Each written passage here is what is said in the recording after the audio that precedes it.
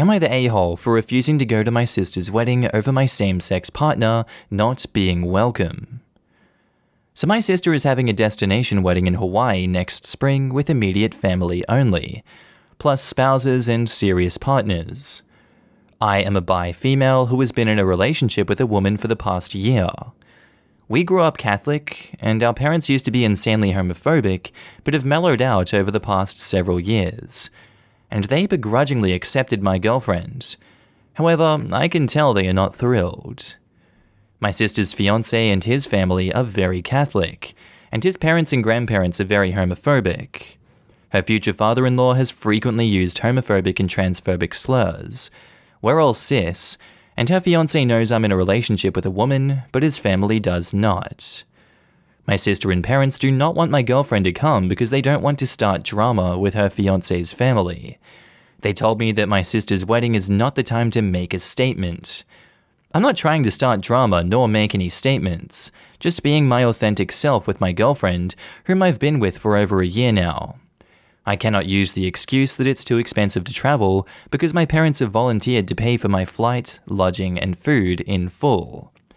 I have offered to pay in full for my girlfriend, although I'm sure if she were a man, they'd sponsor her trip too, for her flight and food. She'd stay in my room with me, obviously. So I also cannot use the excuse of not being able to get off work because I'm self-employed. I'm an independent massage therapist, I make my own schedule. I've told them if my girlfriend is not welcome, then I will not be coming. Major drama had ensued. Sister is really upset because she won't have a bridesmaid otherwise. It's family only, and her fiancé just has a brother, and she doesn't want to have to explain to the in-laws why I'm not there. Am I the a-hole? OP has offered the following explanation for why they think they might be the a-hole. It's my sister's wedding and it only comes once in a lifetime. Her in-laws could cause a big stink over my same-sex relationship, and her wedding shouldn't have to be ruined. Man, why are all these wedding posts making me so jaded towards weddings and marriages?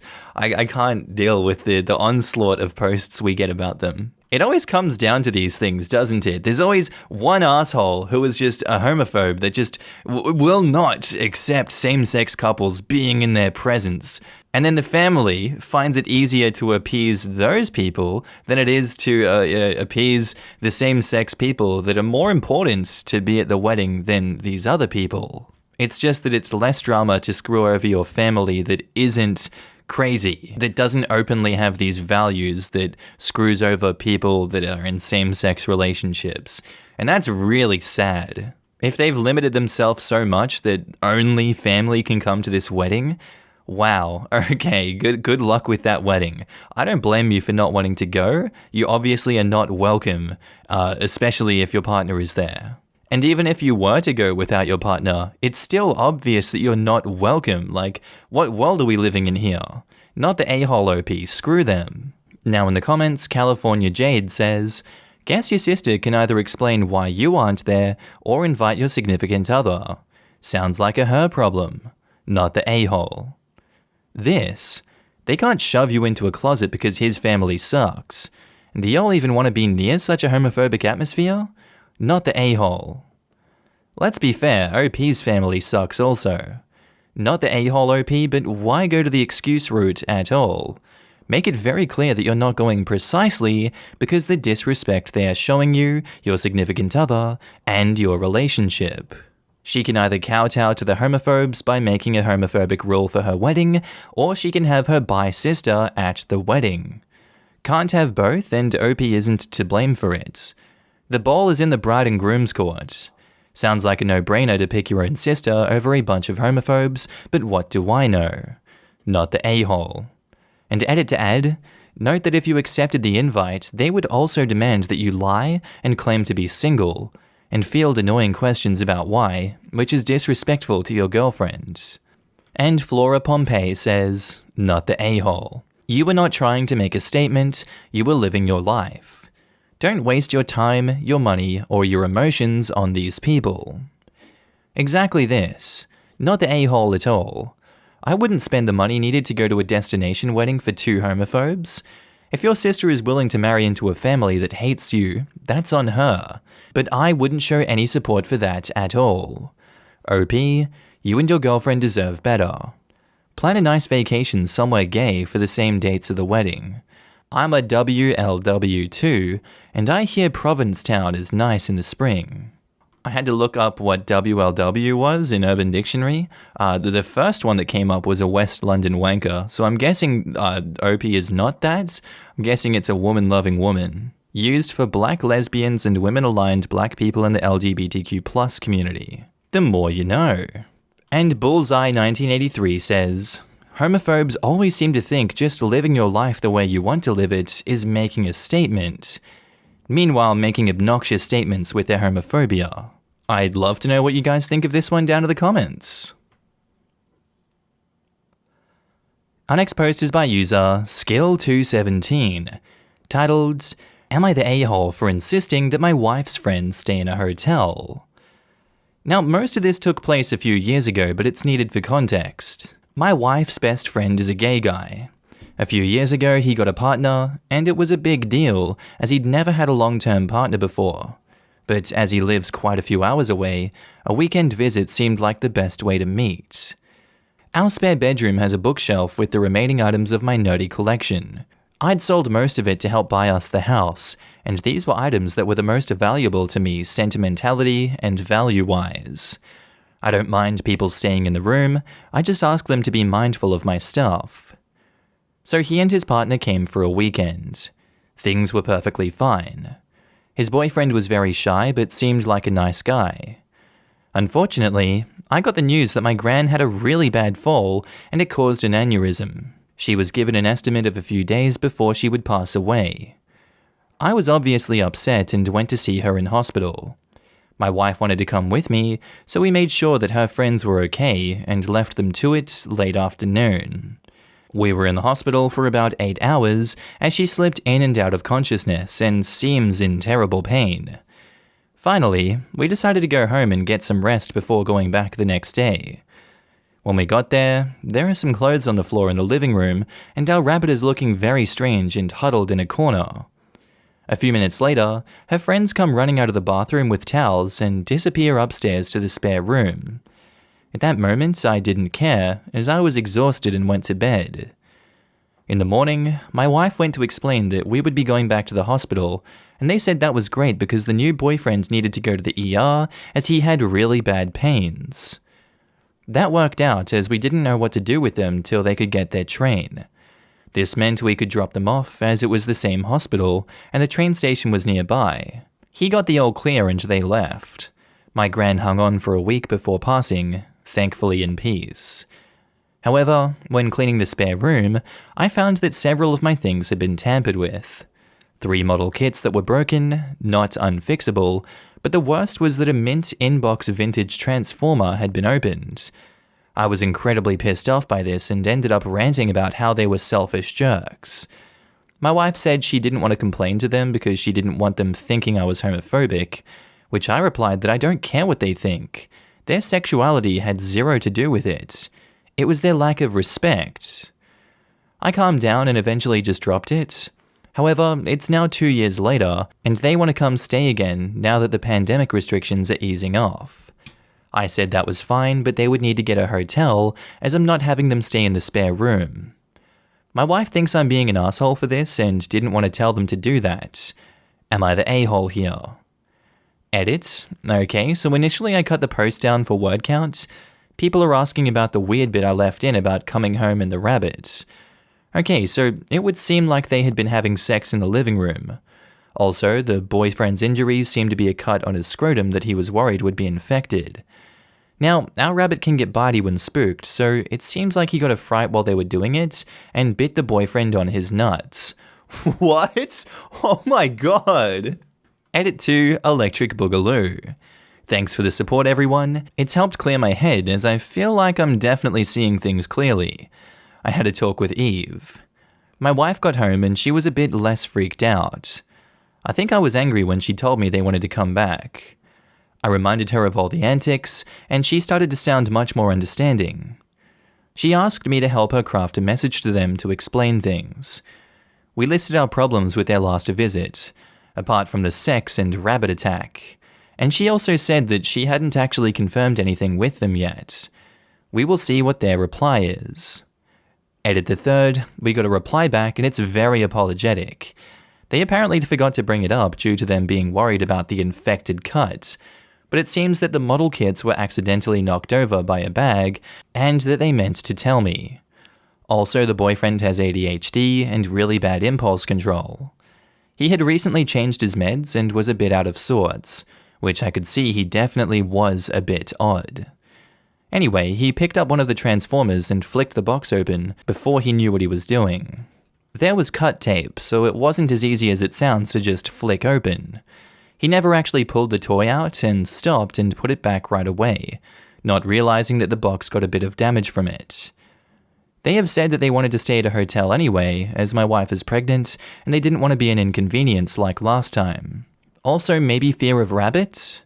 They also said they would compensate me for the damages, but I've not actually told them how much the figure was worth. I think they'll freak out when they realize, but I wouldn't charge them the full cost, just what the loss of value is.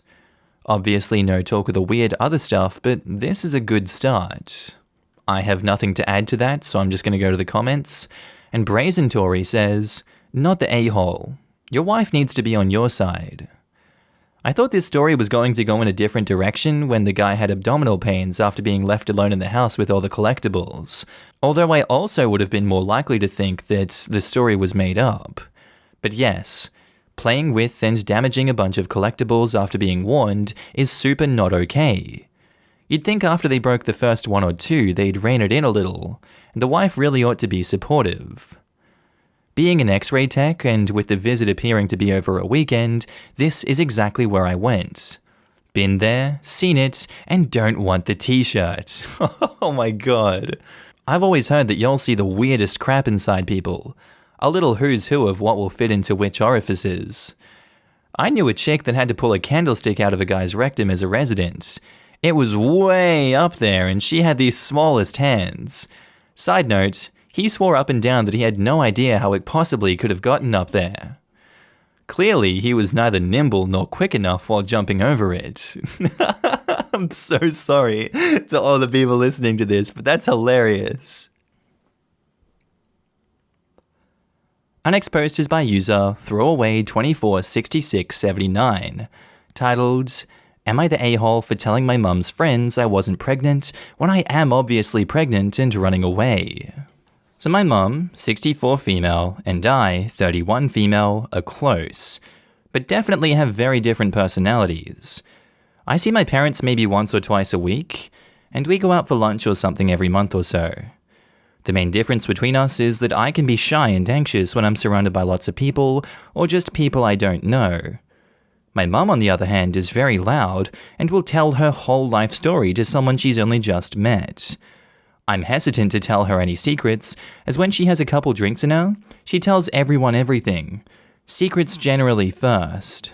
My husband, 34 male, and I got married during lockdown, which was perfect as it meant legally we could only have 28 guests. I'm currently 25 weeks pregnant with my first child, parents' first grandchild. I get uncomfortable and anxious when people stare at me. I've made it clear to my family that I will tell people in my own time, and I don't want it to be a big fuss. No baby showers or surprises are wanted or needed.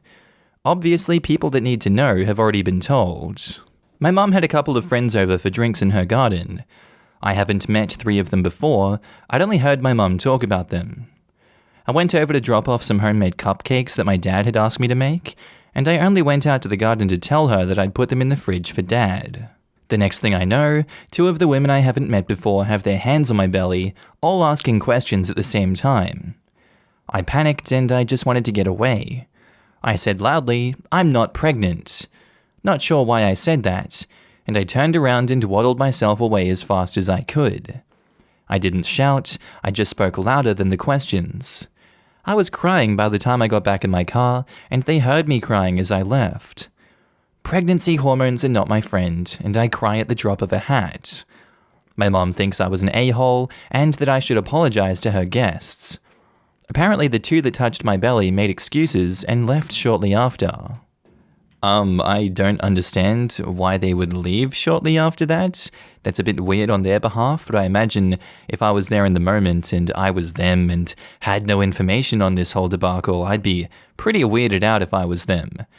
Although all of this is your mum's fault, and she can be blamed for this one, she should take responsibility for this and apologize to you, but more often than not with these kinds of people, we don't get apologies from them, and they refuse to see it, and instead they double down, and they continue to dig holes of delusion, of denial. It's just really sad to see. I can't place any blame on you for this one, OP. Pregnancy hormones are a bitch, and I really hope that, you're able to navigate this situation in a healthy way. Not the a-hole for this one, your mum sucks at keeping secrets. That's all there is to say. Now in the comments, Webby Vanderquack says, not the a-hole. I don't ever think it's okay for people to put their hands on your abdomen without your permission, and I find it weird that people do that. But I'm confused about why you lied, and why you're keeping your pregnancy a secret, generally. Except from people that need to know. At 25 weeks, it probably is fairly obvious, and it certainly will be before long. A better and more honest response would have been, I'd rather you didn't touch me. It makes me uncomfortable. And OP replies, I'm not entirely sure myself why I said it. I wasn't really thinking. I'm not keeping my pregnancy secret as such. It's very obvious I'm pregnant. I just don't want it posted all over social media or to be pressured to do all the expectant mum and mum and baby things. And Tiffy333 replies, honestly, I think sometimes weird things get blurted out when people get flustered and uncomfortable.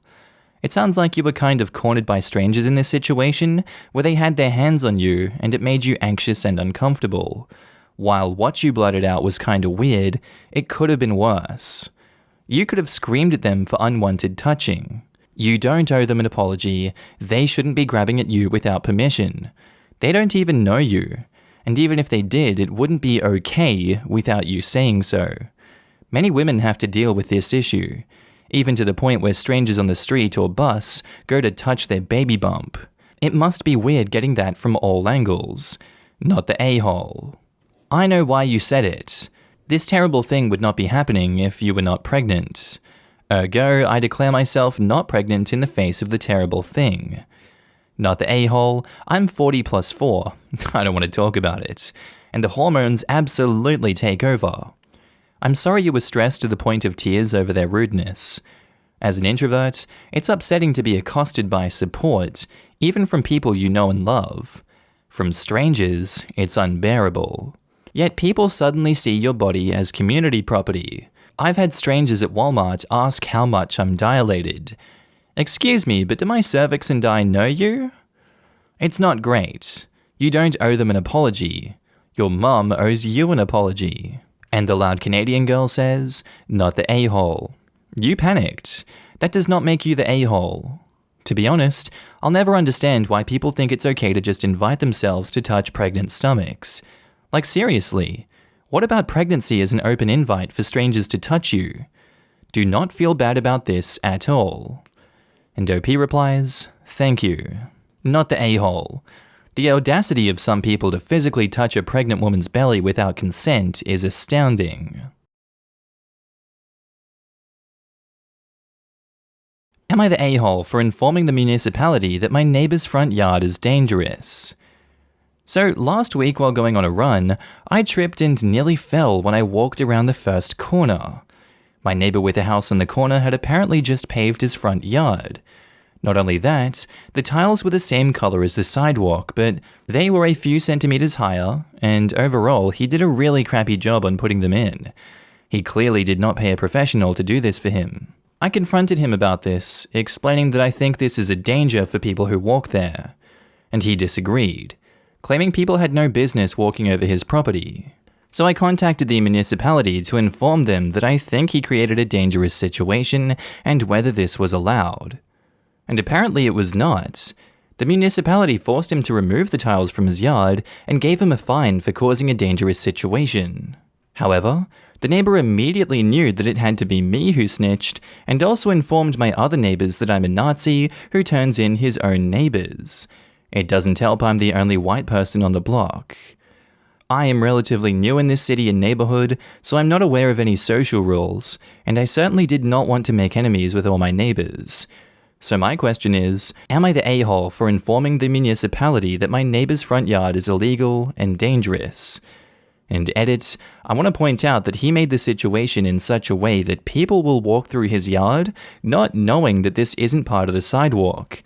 If he thinks people should stay out of his yard, he should not change the situation in such a way that people do not realize that they are walking through his yard. You don't want to make enemies with your neighbors, and you also rat people out to the city for changing their yard. Pick one, OP. I think it's pretty obvious. By the tone of your post, you clearly think you're in the right as well, so I don't know why you bothered posting this one at all. So just because of that, I'm gonna go with you're the a-hole, and I think you should realize that you are. This seemed like a bad move, and you don't seem to care all too much, so why should I care? Now in the comments, AbbaZabba says, I'm so confused by your story. I'm confused what a paved front lawn looks like. Is it technically a lawn anymore if it's paved? I can't even picture what you're describing, but I'm more confused as to why you trespassed on someone's property and then complained to them about it, and ratted them out to the city, so that you could walk on their lawn without tripping. How are you not the a-hole in this story? Seriously, you're the a-hole. Also, I googled paved tiled front lawn, and mostly it's pictures of backyard patios and tiled walkways and driveways came up. But OP makes it sound like the whole front yard is tile. Sorry, I'm just a really visual person and I cannot picture what is being described here. I still think OP is the a-hole for trespassing regardless, but this is making my brain itch. I'm as confused as you are. I've seen slum areas that literally have enough space that you can tell what's the sidewalk and what's the yard. And there's no bushes to hide those either. The Rest for the Wicked says, changing my vote to you're the a-hole because your reply seems entitled AF. He's right. People have no business cutting across his property. That is pretty rude. OP said it looked exactly like the sidewalk though, so can one realistically tell the difference is really the question. So OP doesn't know their own neighborhood well enough to reason that the shape of his property and the sidewalk didn't magically change shape. In most municipalities, a corner is a corner. It's not rocket science. You think everyone memorizes the exact width of every sidewalk in their neighborhood? It's a freaking corner, man! If you can't navigate a corner without being messy about it, you have bigger problems. It's not rocket science. And T-Rose says, you're the a-hole. It was his yard. Stay on the sidewalk. Congrats on having all your neighbors hate you now.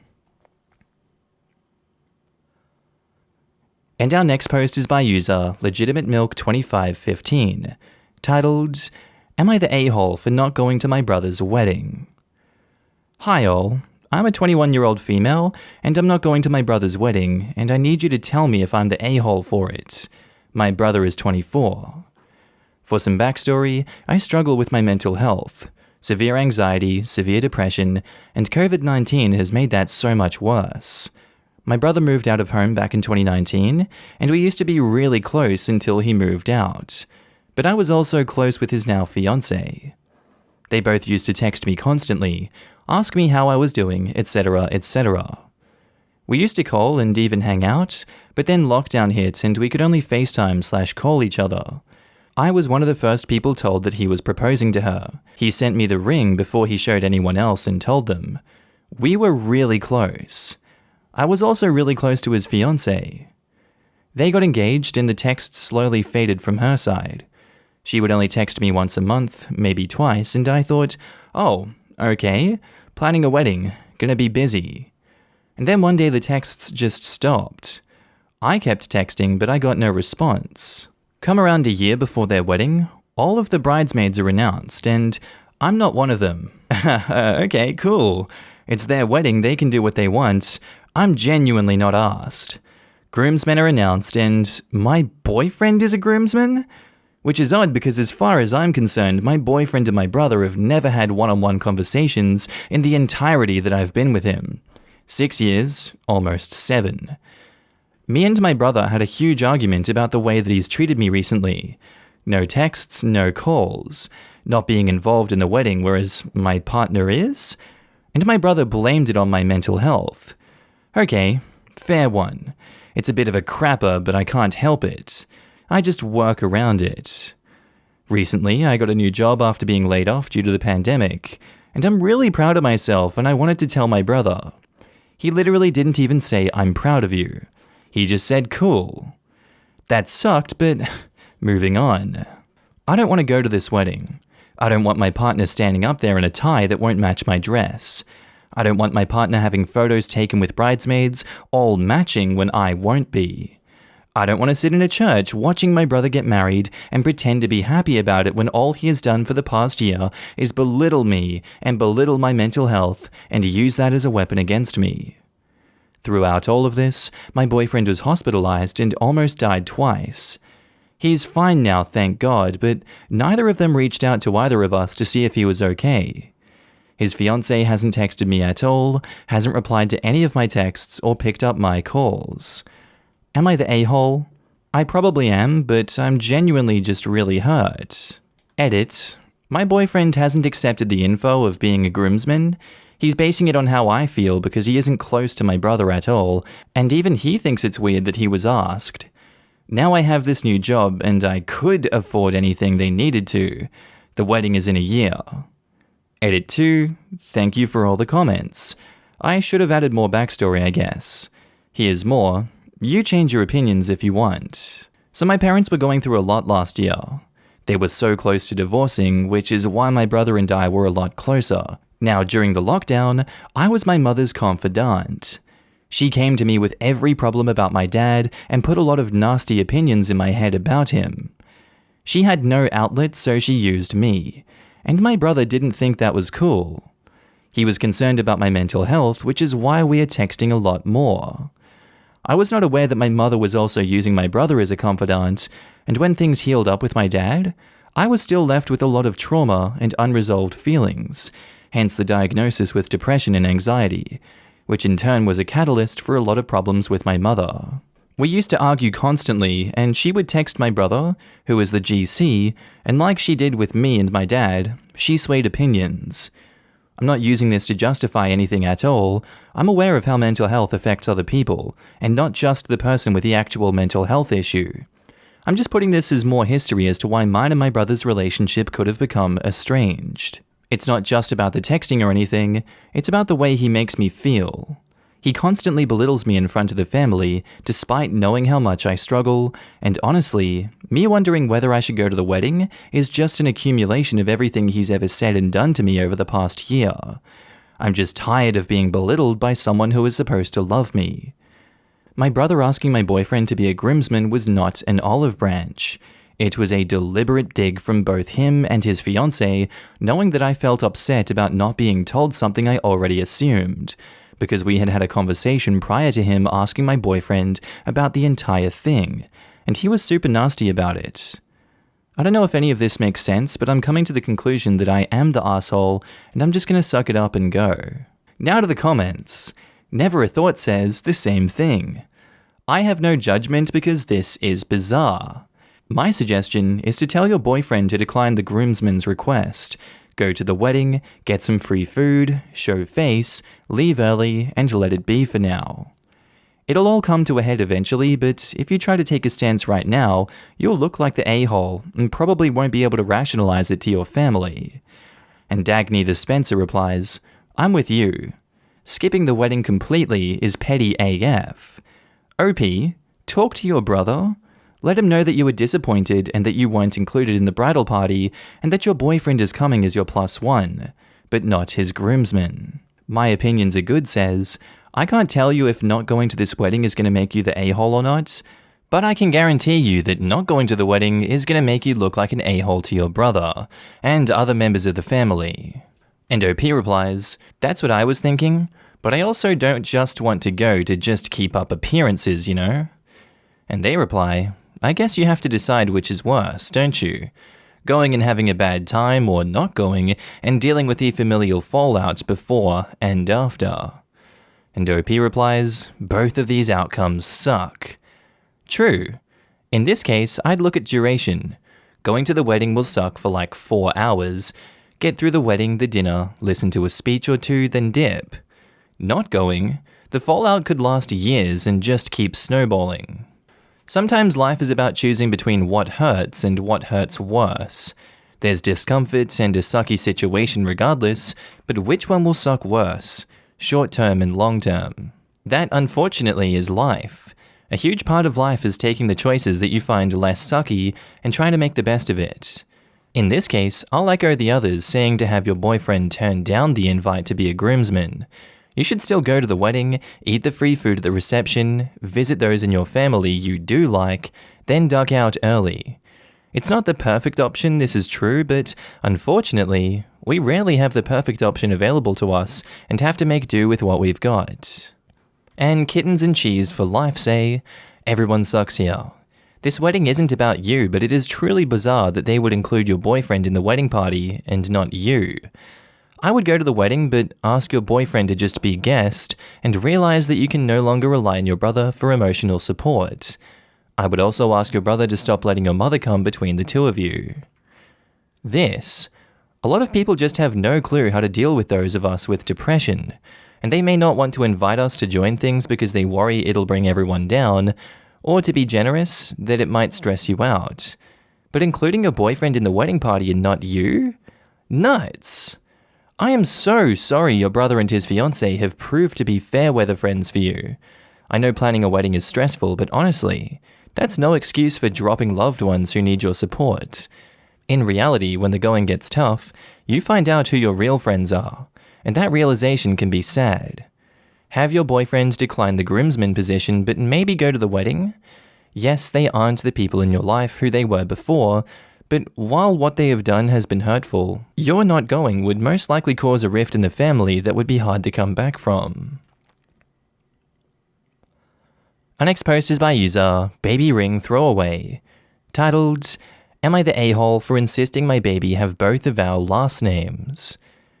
So me, 37 female, and my partner, 36 male, are expecting a baby girl in August. Despite being together for 6-ish years, we're not going to get married because I think marriage is incredibly sexist and outdated. I want to give her both of our last names because it's my baby too. My significant other thinks this is ridiculous because combined, our surnames are 19 letters, and the names we've picked out, Artemis Arialia, is super long too. So all in all, it's 34 letters, and to give her that expansive a name would be mean. I don't give a crap because I'm the one giving birth, and that should be reflected in her name. Am I the a-hole? OP has offered the following explanation for why they think they might be the a-hole. I understand that an extraordinarily long name might lead to bullying and/or confusion down the line, and I might be acting stubborn. I can understand the need to be acting stubborn, but I can also understand his confusion here because it does break societal norms and it's a bit left of center. So I can't blame him for what he's going through here. I don't think it's unreasonable, and I don't think it's particularly a huge issue. At the end of the day, you guys both have to come to an agreement on this baby's name, and that is that. So I'm gonna go with no a-holes here. Now in the comments, Laura Kershaw says, no a-holes here. Ask your significant other if he would be okay using only your last name and see what he says. If he's okay with that, it'll show that he only does care about the length of the name, in which case, maybe cut out the middle name or find another compromise. If he makes a big fuss about it, then you'll know it's either a sexist or egotistical reason, and you can go from there. Completely agree. I highly doubt it's because of the length. It's because of the societal expectation to put the father's last name, even if not married, which is ridiculous. But there is a chance it's because it's a long name though, so OP should definitely follow what you suggested. There's always good old hyphenation, but for heaven's sake, OP needs to make sure the baby's first name isn't embarrassing or something that'll get her bullied wherever it is that you live. The first part sounds really long. Also keep in mind the troubles you'll have with forms and applications and such. Long last names are not very fun. Artemis is a reasonable first name. Yeah, sure, if your father is Zeus. Parenting Tryhard says, you're the a-hole for not giving a crap about saddling your child with a long, unwieldy name with a middle name that is difficult to spell, and it's unclear how to even pronounce it. But you are not the a-hole for wanting to bestow your last name. feel free to do so, but I urge you to think of the overall name and length. Give your child a name that will not add unnecessary difficulties to their life. Second this, Artemis is a nice name and not that hard if you're into a bit of Greek mythology, but that middle name, I'm sorry, but that name won't do the child any favors. It's hard to spell, and how the F is it pronounced? Parents shouldn't think of themselves when naming a child, but about the child and the consequences its name is going to have. I would kick the middle name that they have and just give the baby both last names. There probably won't be multiple Artemises on the playground or in the classroom, so only one name should be fine.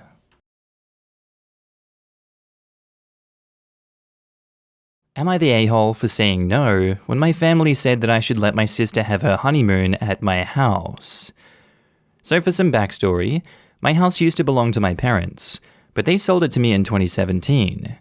It had been a family vacation home of sorts.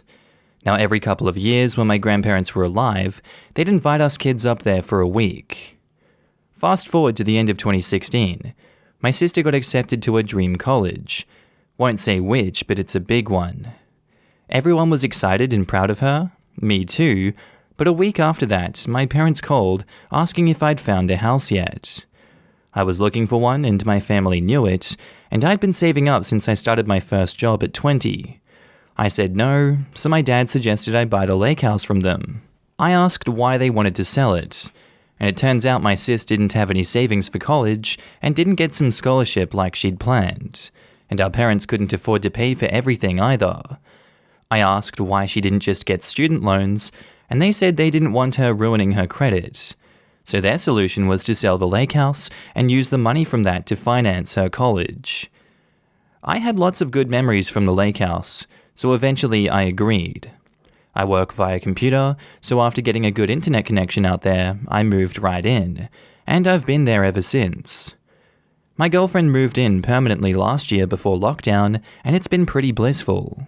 In 2019, my sister and her college boyfriend got engaged. Parents agreed to pay for her wedding, but like every other wedding around then, things got set back. Sis had to postpone her wedding until this year. She plans to have it in December. I even agreed to be in the bridal party. Issues came up recently when my sis asked where I was going to stay for the 2 weeks after her wedding. Puzzled, I answered, my house? And she got a sour look and said that that wouldn't work. Her and her fiancé would be there, and they wanted private time. I asked why they'd be at my house, and she said that's where they were having their honeymoon. 2 weeks alone at a lake house. I said that was news to me, and she insisted our parents said that it was fine. But I said it wasn't their place to make decisions about my house. After arguing, she called our parents, who said that I was being unreasonable. I said I didn't want my sister and her fiancé christening their new union by screwing in my house. They said I was being gross and selfish. I said no again, so sis threatened to remove me from the bridal party. I just shrugged and said, okay. And then she starts crying, saying she already couldn't have her dream wedding like she wanted, and now I was trying to ruin her honeymoon too. I told her to rent a hotel room like every other newlywed couple, and then hung up. She's not speaking to me, and I'm uninvited to the wedding. Our parents keep calling me and saying I should do this for her since her wedding is only 1/3 of what she wanted it to be. But I'm not comfortable with them staying unsupervised at my house. They are making me feel like a monster for saying no. Am I the asshole? And edit, well, learned something new today. I spoke to my sister, like a few people suggested, and asked her if she knew the lake house was legally my house, as in I bought it years ago. She was not, in fact, aware of this. She was under the impression from our parents that they were letting me live there rent-free. I corrected her and even showed her proof that they sold the house to me, and when she asked why they sold it, I was honest and said that it was to pay for her college tuition and lifestyle. She became quiet after that, and we soon hung up. No idea what's going to happen now. I guess that sort of clears things up a little bit more, but I'm still going to go with not the a-hole for OP. His sister definitely is still an a-hole for having that expectation and the entitlement to think, oh yeah, I can just push you out of this house for 2 weeks. Yeah, I'm not going to discuss that with you. Oh, the parents said that it was all good. They've not said anything otherwise. That's just a grandeur level of entitlement, whether OP owns the house or not. And I don't know where they got that idea from, and then had the goal to argue with them on it and drag the parents in. And the parents still wouldn't tell her that OP owns the house. I'm so surprised about all of this, and I'm shocked that these things actually happen in real life. I'm going to stay with not the a-hole OP. Your sister and your parents still suck and continue to suck. Now in the comments, Elaine219 says, even with the update, that sis didn't know her parents sold the house to him, and it's still pretty ballsy for her to expect him and his girlfriend to move out for 2 weeks so they can honeymoon there, since she did know they were living there already, free or not. Desperate Poem 8077 says, not the a-hole and gross. Who wants to do their honeymoon, activities in their brother's house? Ew. Not to mention, she didn't even ask you. If they can't afford to travel for their honeymoon, maybe they can take a first anniversary trip or something. Not the a-hole. And Chef Hedwig Naff says, definitely not the a-hole. I'm shocked that she would just assume that your house is automatically at her disposal for her unexpected honeymoon romping. But a bit of this miscommunication lies with your parents. You've owned the house for 4 years now, and they've never told her that by you buying the house, she was able to attend her dream college, and never corrected her recent thought process, instead accuse you of being gross and unfair. Your parents and your sister all owe you a huge apology, and you need to change the locks, get a security system with multiple cameras, and maybe even a fence around the property. This won't be your sister's last time assuming she's entitled to your house, especially if she knows when you won't be home. That's a bit drastic, but, it's always good to be safe, I guess, but a fence around the house? That's a bit weird to me. And Favor the Bold says, wow on the updates. Did you find out if there was some parental fuckery with her stealing your things? I hope you asked her about it. And OP replies, I did actually. She seemed really uncomfortable with the topic of her theft, but I told her I felt like I deserved to know why she did that to me over and over when we lived together. She eventually broke down and admitted that at first it was because of her being mad at me for ruining things for her. So she wanted to upset me like she'd been upset. But then she said our parents didn't really punish her, they didn't care and acted like it didn't matter, so she just kept taking my stuff. I told her that regardless of her reasons for taking my stuff, the theft was a major reason why I didn't want her in my house without me or my girlfriend there. She said if it helps at all, she doesn't steal anymore. Yep, that's very believable, that one. She just doesn't steal anymore, she's changed her ways. Not since her second year of college. She told me she got a taste of her own medicine, but wouldn't specify how. I think whatever it was embarrassing for her. I'm really curious what happened, but we are still trying to get to know each other again, so I don't want to pry and come off as nosy. Anyway, our next post is by user SensitiveFun99, titled, Am I the Asshole? My classmate saved goldfish by releasing them into the ocean, and I called her an idiot. So my classmate recently made a TikTok, and she showed a group of people at lunchtime. They were next to our table, so I overheard the girl say, hey, look at my TikTok I made, come check it out. And in it, she explains how she rescued goldfish from the pet store and released them into the ocean so they can live free. I was horrified upon hearing this. I love fish and have several aquariums, so I'm fairly knowledgeable on them.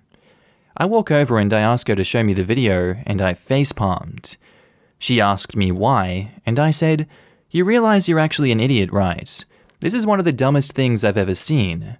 Her friend says, well, that's just rude. Why would you say that? Because she cares?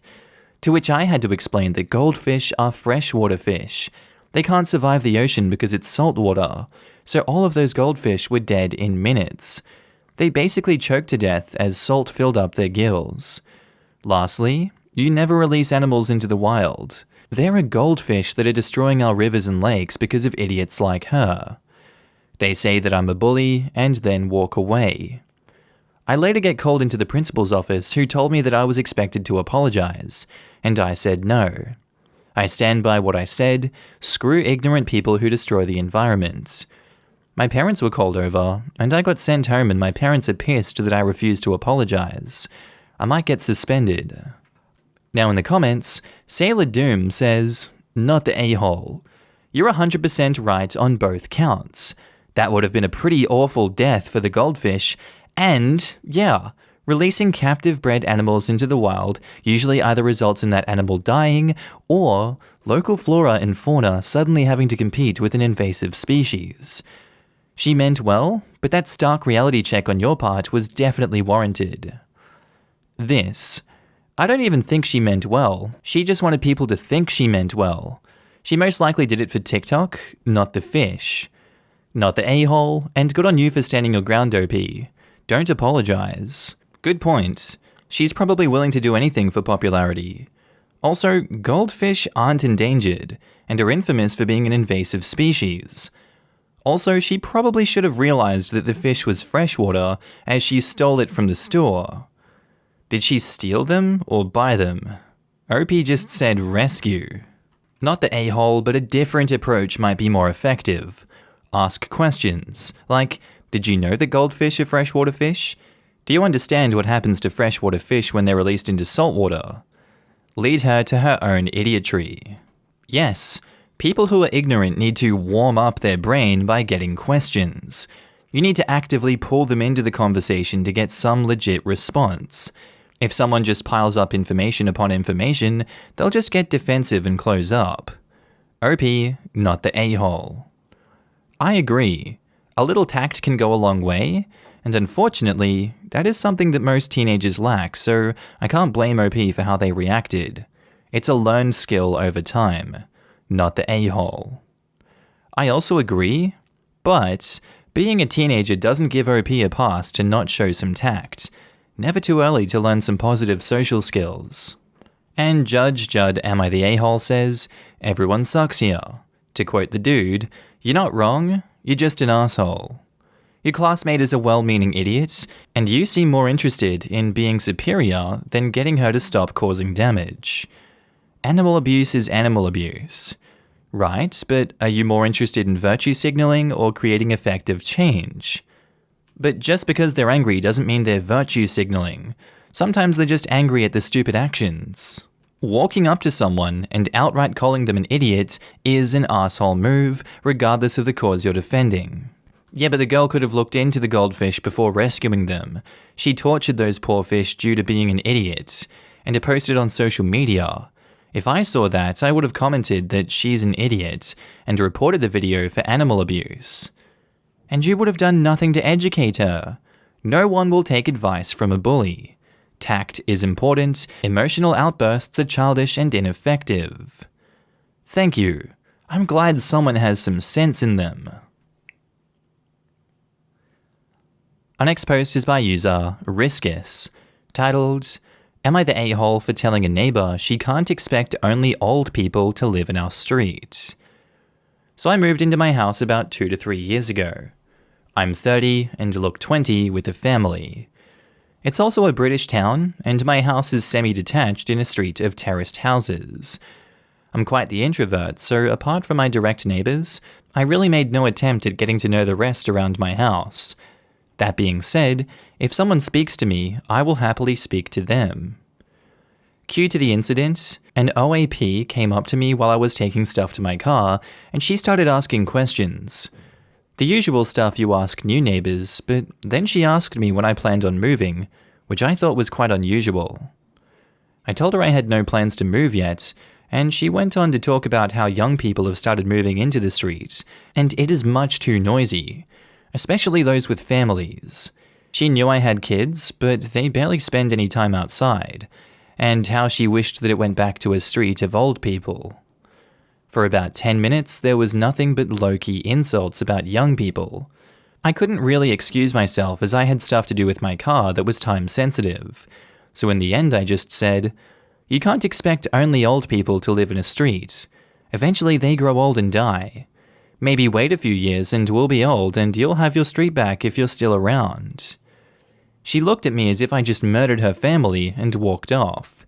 In the heat of the moment, I felt justified, but thinking back on it, I pretty much told her that she'll be dead soon, which no one really likes hearing. She just wouldn't stop talking about the good old times.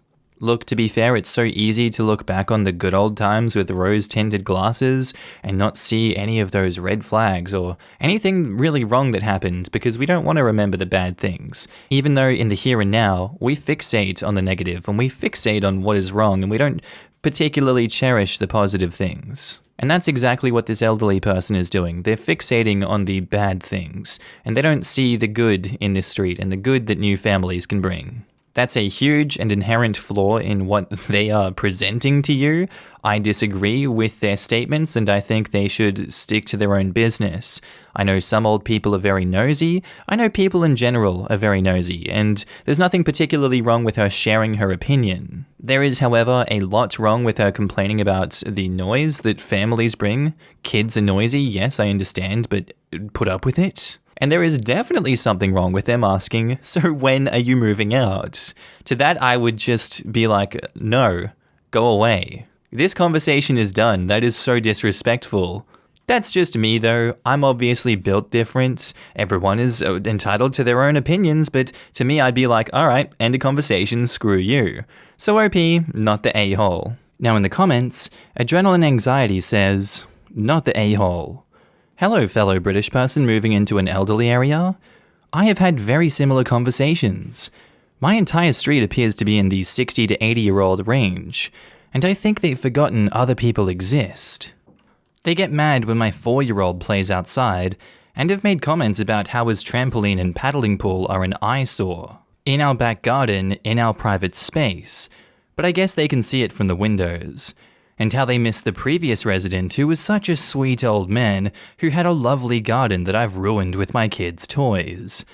He died, by the way. Sometimes these people need to be reminded about how selfish they're being and that retirement villages exist if they only ever want to encounter other elderly people. I certainly don't want anyone to die anytime soon, but at the same time, I really hope a few more families move into my area. And Delicious Lobster replies to that. My grandmother in the US had a young family move into the neighborhood, and they are all delighted to have a child around. They go to the child's school plays, have her over to bake cookies, and even take her to swim lessons. The kid's got a dozen new grandparents. Hexaline says, not the a-hole. This woman wants to stand around in your yard and insult you, ask you when you plan on leaving and make you feel unwelcome, yet she can't handle you saying anything back? Being old doesn't automatically entitle her to respect, nor does it give her a free pass to act like that. Whoa, whoa, whoa. I was born before you, through no choice of my own, and haven't died yet. Surely that means I deserve preferential, almost reverential treatment, right? And if you say anything to me to defend yourself, explain the situation, or if you even appear to be offended, then you're a back-talking smart mouth, even though you're an established adult. And Olives and Cheese say, ooh, similar situation here. English town, previously full of old people, and a few young people have moved in. The old folks are genuinely horrendous. Everyone 55 or maybe 60s, basically those not retired and under, is trundling along, trying to get along with their neighbors, being respectful while still living their lives. And then there's this huddle of old assholes who are 65 plus, constantly moaning about gardens being a mess, people sitting outside after 7 p.m, and if anyone has a barbecue, better not go on past 6. What if you want a bit of appropriately volumed, non-offensive music playing mid-late afternoon? Well, you may as well be Hitler. Not the a-hole, and I don't know when it got to be standard that older people are the crappiest, most entitled, unrelenting, horrible human beings, but this is definitely the case today. Our next post is by user Would Be Flat, titled, Would I be the a-hole for asking my mum not to pay my sister for babysitting? So my 16 female, sister, 13 female, and I babysit every other Tuesday for our small group. There's about 12 kids ranging from ages 2 to 9, and one 11-year-old who helps us out. We each get $15 for every time we babysit. My sister hasn't really been watching the kids recently. She sits and talks with the 11-year-old or plays on her phone if she has it. She doesn't interact with the kids, only helping them with something if I ask her to do it. She doesn't take initiative, and often, I'm left holding a crying child while trying to entertain a bunch of 7-year-olds. When I ask her to help, which I admit is often in a short tone, she snaps back and says, "Geez, OP, you need to work on your anger issues." She will only play with the kids if they come to her first, and even then is half-hearted. Yet when we get paid, she happily takes her share as if she's worked so hard. I know she's only 13 and it's a hard age, but I also feel like she's old enough to know that she needs to contribute more effort. So would I be the a-hole if I asked my mum to not pay her, or at least make sure the money is reflecting the work that is done? And edit, for everyone replying that we aren't charging enough, I know that. This is a voluntary service that we do for the adults at my church. I know we don't get paid much, but I'm happy to help the adults out. I love the kids and they're all well behaved. That's not the issue I'm trying to talk about here, but thank you all for your advice. And also, the parents are right above us. This isn't in a different building. My sister and I are mostly there to make sure no one gets hurt, and to make sure that they stay quiet enough for the Bible study going on. I know it's a lot of kids, but I don't have an issue with how everything is arranged. To be honest, this is a very messy situation, and you guys do need to be paid more for this service, regardless of what you think. That's obviously my 2 cents, and I know it's a voluntary service that you do for the adults at your church, but they need to pay you for this, and they need to pay you more. This is a sticky situation, and it's either everyone sucks here or no a-holes here. I'm more on the fence of no a-holes here because I feel like you're being taken advantage of, but that's just me. Now in the comments, Super Discussion 7161 says, "You babysit 12 kids that are the ages of 2 to 9 and one 11-year-old, and you get $15 for that? How long are these sessions, like 5 minutes?" And OP replies, "Lol, more like 2 hours, sometimes more. I know it's not great, but most of the mums are stay-home mums, and I feel bad for asking for more. My parents pay us an additional rate when we get home too, because they also agree that it's not really fair. You should start charging $10 a kid per hour, including the 11 and 13-year-old in my opinion, who you are still responsible for. Not $15 for the whole session. It's 100% fair to ask for more. You are being taken advantage of. What is it with church people thinking they're entitled to free childcare? Shame on these parents. They should not be asking a teen to babysit more than 1 kid at a time. What if something happens and OP can't handle it because she's responsible for 6 little kids at once? Ridiculous. Thrill Doctor 1 says, "Maybe not ask mum to not pay her. You should talk to your mother about your sister and her lack of helping. Then let your mother address your sister." This, explain that your sister hasn't been helping contribute to babysitting. No. Off topic, but that sounds like a lot of kids for a 16-year-old and a 13-year-old to babysit. And OP replies, "It's not too bad. The kids are pretty good at entertaining themselves, and the adults are right upstairs if we need something." Well, since the adults are upstairs, I 100% agree with your issue and say you would not be the a-hole if you tell your mum your sister is not helping out.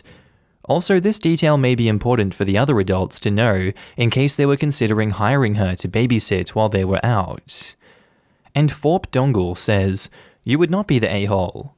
Your sister needs to learn that rewards come from effort. You are being a grass, yeah, but it's crap that she's taking money for a 2-person job that she's shoving on to you. To be honest, I don't know who's making a 13-year-old babysit. I would never trust a 13-year-old with my children, no matter how mature they are." And Webby Vanderquack says, "Everyone sucks here.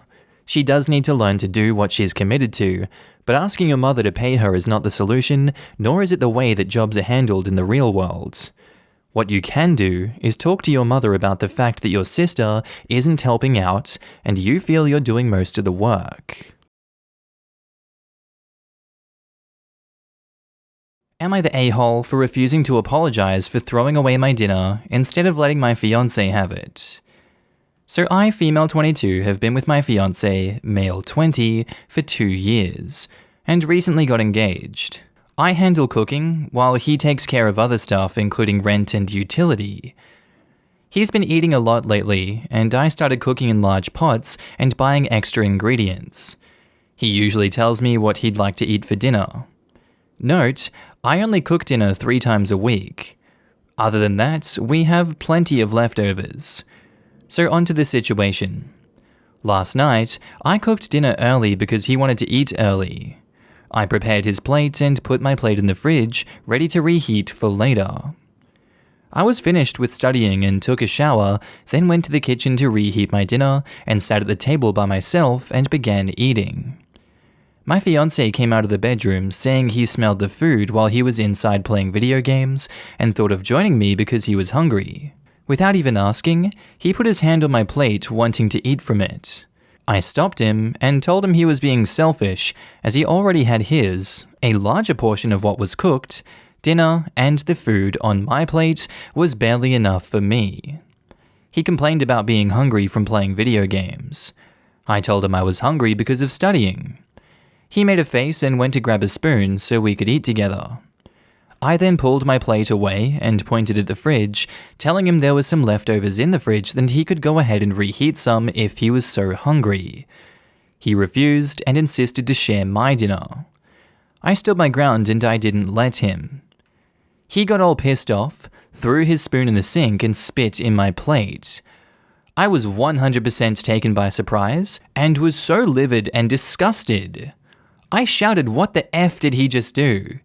He just smirked at me, telling me to enjoy as he walked out.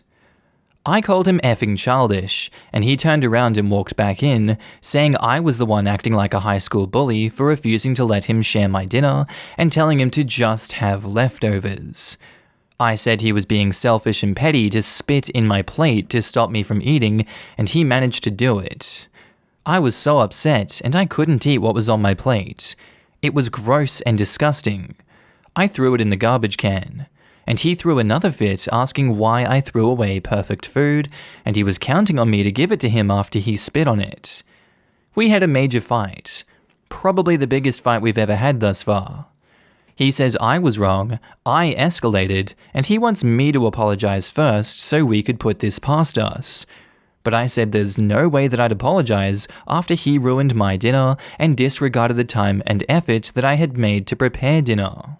My advice is to call off the engagement. He's only a fiancé at this point, and he's showed that he can't handle these situations, and that's enough for me to justify, like, screw this guy, find someone else that's better. So yeah, not the a-hole, and definitely do that. Now in the comments, Carl Drogue Ho says, "Not the a-hole, and I sincerely hope that you've already broken up with this man. Do not tie your life to his." Red flags are plenty. He dropped about 500 of these. Not the a-hole OP, but you could drive a B-52 bomber through your boyfriend's asshole, it is so big. He spit in your food that you were eating because he is a angry, angry little man. Do not let anyone disrespect you like that. It'll only get worse. This isn't a red flag at all. Red flags are alarming, potentially suspicious behavior that indicates someone might be abusive. This is straight up abusive. Not the a-hole, and for the love of God, don't marry this dude. I had a guy spit in my face.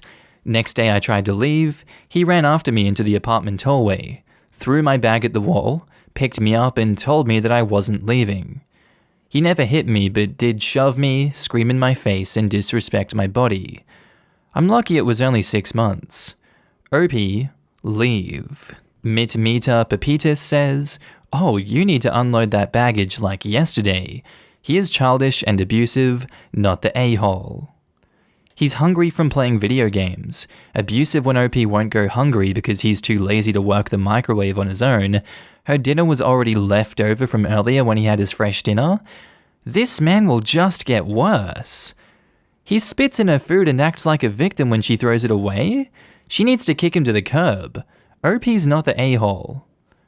I just hopped on Reddit for the evening and this was the first post I saw, and I'm honestly just done. I feel so incredibly sad for OP. What a horrible person this guy is. I don't even know her, but she deserves better than this. No one deserves to be treated like this. I hope she reads all of these comments, and I hope they're a wake-up call. Our next post is by user Consequence Outside 64, titled, "Am I the a-hole for not letting a girl check my phone to make sure I wasn't taking pictures of her?" So I'm at the gym today, and I'm walking towards an empty squat rack. 10 feet in front of, and 1 feet to the right of my rack, is another rack that a girl, Belinda 20 female, is doing squats on. While walking up, I briefly noticed that her leggings are see-through, and when she bends down in her squats, you can easily tell she's also not wearing underwear. That's not my business, that's her choice, but it made me uncomfortable to take a rack that was kinda behind her. I had been waiting my entire gym session for one of these racks to open up, and this was my last lift before leaving, so I went ahead and took it. I went through my workout as normal, and after every set I check my phone for 5 to 20 seconds. I track every single set for every single lift in a spreadsheet to note how much I lifted and for how many reps. Sometimes I need to remind myself what I did last week to make sure I'm progressing. Sometimes I'm just checking the time, sometimes I'm changing the song on my Spotify. Tonight specifically, there was a very important basketball game being played, so I wanted to keep up with the score. So I used my phone a lot at the gym. I finished my third set when Belinda turns around and walks up to me with her phone up yelling, "What the F are you doing, you frickin' perv? Stop taking pictures of me." Now, I'm completely caught off guard, but I explained that I'm just taking notes of what I'm lifting, that I'm not paying attention to her at all. She's being extra loud so other people are looking at me, plus she's recording me, and demands I go through my pics and videos to show her what I was recording, and I delete the ones I took of her. I try to again explain that I didn't record anything of her at all, and she's yelling that if I have nothing to hide, I should have no problem showing her. So I insist on going to gym management. Once at the front, we both explain our stories, and she's still recording. The normal gym attendee asks if I'm willing to show her a neutral third party my pics and videos. She also says that if I have nothing to hide, it's not a big deal, and we can squash it right now. I refuse. I have my own uncensored pics in there, plus those of my girlfriend. I'm not going to let anyone force me to show them for some bullcrap. I do show her my spreadsheet, which shows that it's been revised over 15 times in the past 50 minutes, so that proves what I was using my phone for. That was received well, but they still expected me to prove my innocence. I told them they need to review the cameras. Apparently only the manager has access to them, so I was told he'd call me before the end of the night, in about an hour. My girlfriend tells me I should have just let them look at my phone because she doesn't mind, and it would have cleared this all up. But I mind. I get that someone wouldn't want someone taking pictures of them, but violating my privacy to prove that I wasn't taking pictures of you crosses a line for me. Edit. Just talked to the manager, and he checked the footage. He couldn't see what was on my screen in the footage, but he said it looked like I had my phone pointed towards the ground, right in front of me the whole time. In his opinion, it's not high enough to even take a picture of her, and never angled in her direction. Apparently I was going to get banned from the gym if the cameras didn't absolve me, and also I'm not the first person that has been accused by Brenda, but she legit had a creeper before. Look, I can see that if Brenda has had a creeper before, she's more than welcome to have her due diligence about this one. I don't think she was particularly wrong in this situation, and she did the best to protect herself. You did the best to protect yourself in this situation too. I can't blame either of you for the decisions you've made in this one. If I was her, I'd want to protect myself as much as possible, and get someone that was creeping on me banned, so I'm gonna go with no a-holes here. Now in the comments, Eat Pussy or Die says, "You're not the a-hole, but the amount of slut-shamers in the comments trying to blame the girl for being a hoe and dressing like that on purpose, you are all a-holes." Maybe the real a-hole was the internalized sexism we found along the way. Maybe I'm late to the party, but I've seen about 20 "the sexist tramp shamers are bad" posts, and 0 sexist or tramp shaming posts, but maybe they're further down. Some may have been removed. There was some really rough stuff. Glaxon Flux says, "Why do we need to know the girl wasn't wearing underwear? That has 0 to do with the story unless you're trying to shame her to turn the judgment in your favor." And edit, to the people who are claiming she wore those pants for attention, Opie explained in a comment, "She had black leggings which were very thin with white skin. I couldn't help but notice that there is literally a full white ass peeking through her leggings at the bottom of her squat. They were not see-through, they were black. She very likely had no clue. Yes, but she should be ashamed for thinking that everyone is photographing her. Easy to say when you're not constantly treated like an object in public. Seriously, I don't think men understand how objectifying men can be to you as a woman at the gym. Just yesterday, I scrolled past a post on Facebook about women-only gyms with a load of men in the comments comparing it to racial segregation or an old boys club that women say is unfair and elitist. Checkmate, feminists. And OP says, I specifically said that had no bearing on me. I only mentioned it because 1, it happened, and 2, maybe that would give insight as to why she would be so aggressively sure that I was taking inappropriate pictures. If she was wearing MC Hammer pants, no one would understand why she would think I could possibly be taking pics. I thought about omitting that part, but I decided that if I did, a lot of people wouldn't understand her actions, and that didn't seem fair. I'm trying to objectively give both sides to ensure a fair judgment. And Madeline Gumbo replies to that, given that some of the most upsetting catcalling I've had while running happened in baggy clothes, I have no idea why you think a woman would only think that she can be harassed if she's wearing see-through leggings. I promise you, women are rarely thinking, I'm dressed modestly so that guarantees that I'm safe. A creeper is going to creep without provocation. I'm not saying you are one, I'm saying that what she is wearing likely isn't relevant to her mental state during this interaction. And Shakefoot says, not the a-hole. You having to prove yourself by showing private photos is just absurd. What's on your phone is private. The girl has no evidence except for what she had thought up in her head. And to be honest, I would have turned the tables and say that she was recording you without permission and ask the attendee if that's normal for this gym. That's my thought. She didn't have any proof. I understand why she's cautious given her history, but you can't go around making accusations. False accusations are why no one believes real victims.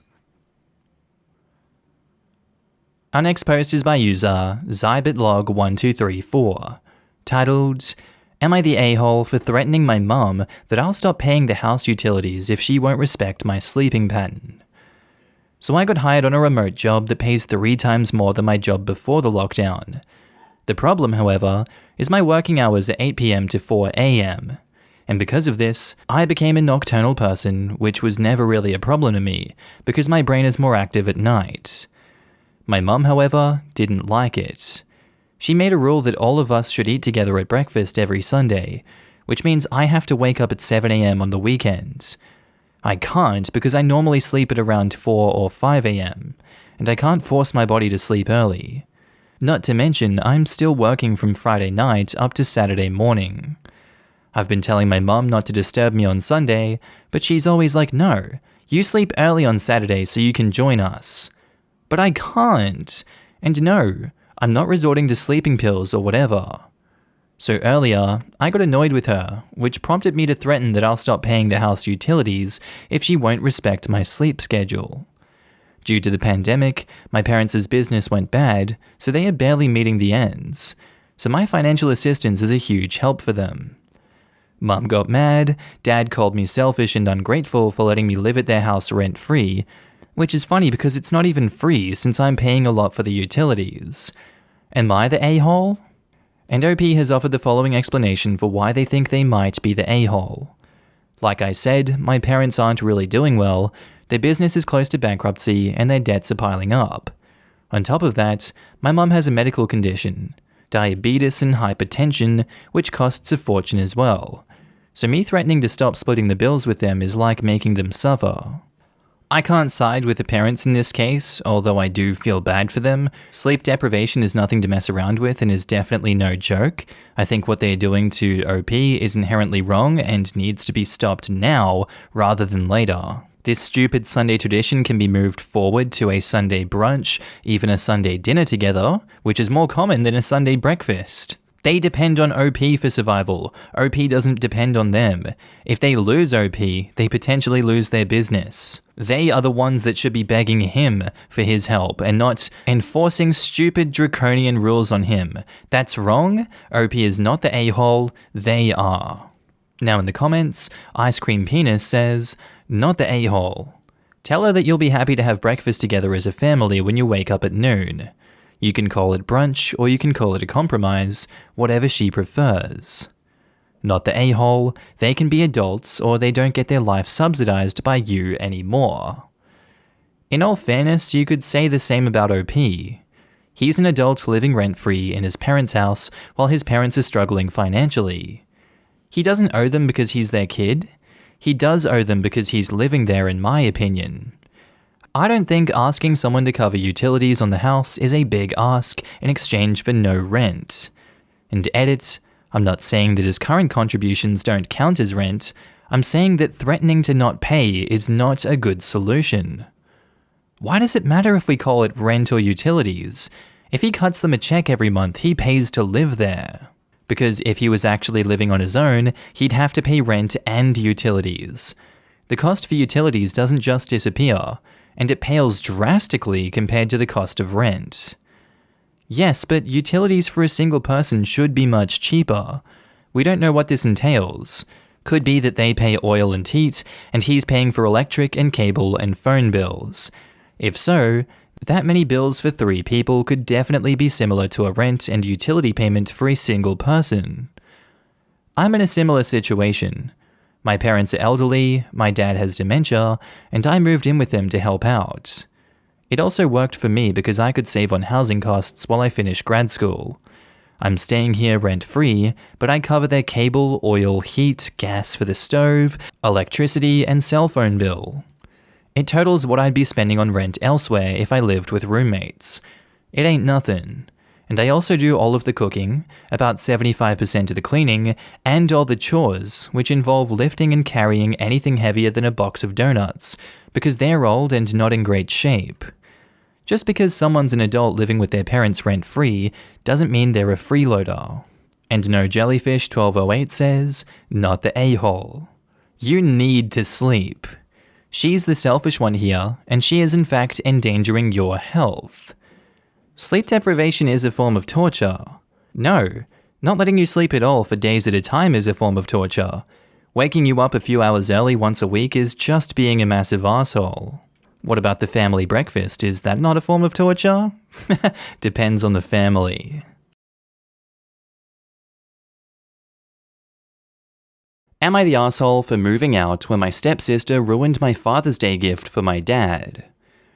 So I, female 16, live with my mum, stepdad, and stepsister, 18, and stepbrother, who is 20.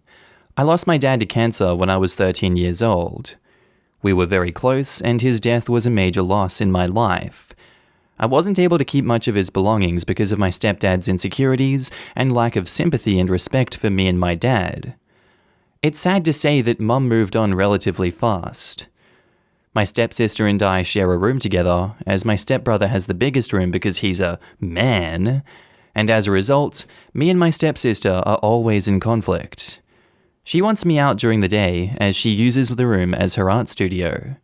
She recently accused me of stealing her tools and convinced her dad to get a lock, so now I'm being forcefully locked out and can't get in till after a huge argument and getting Mum involved. My stepsister had an argument with her brother and ruined his gaming console when he was out. He came into the room quietly in the evening, stood by the door, and asked me to bring him my stepsister's acrylic paint set. I asked if he got permission and he said yes, so I gave it to him and went back to study. At dinner, my stepsister came downstairs yelling that her brother had access to her room and ruined her paint set. There was a lot of yelling and arguing, and stepdad asked how my stepbrother walked into the room when it was supposed to be locked.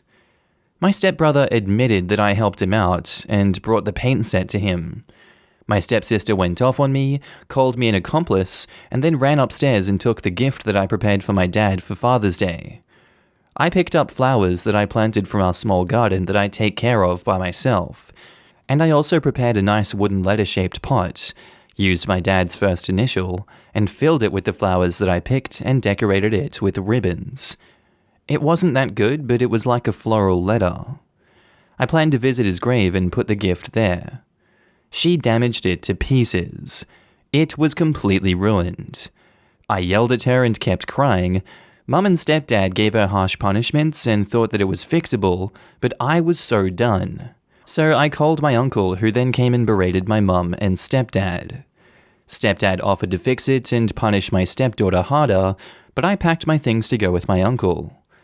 My mum begged me to stay, but I refused and didn't respond when she kept calling, saying she did nothing to deserve to be shunned by me and my uncle, who told the family about what happened.